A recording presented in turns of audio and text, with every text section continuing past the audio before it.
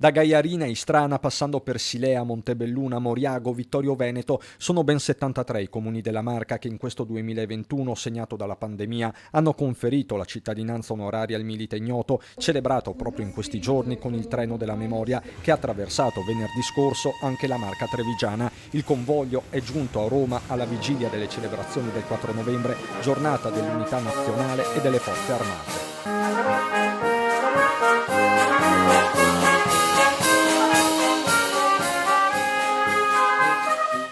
Un treno carico di emozioni, oggi come allora, quando attraversò l'Italia della ricostruzione cercando di consolare mogli, madri e figlie, 200.000 i soldati morti mai riconosciuti, onorati al Sacrario di Re di Puglia dallo stesso presidente Mattarella nella giornata di oggi.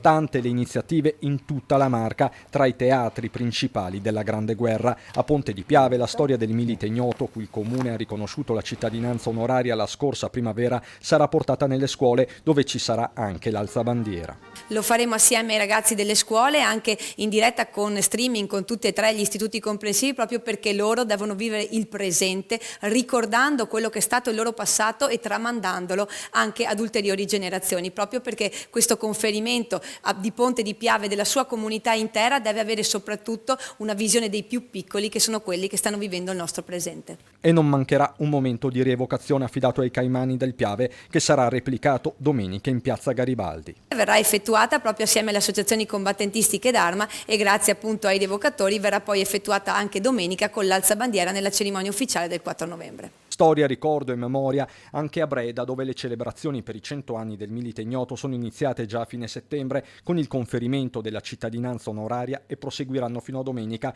interessando le frazioni di Saletto, Pero e San Bartolomeo.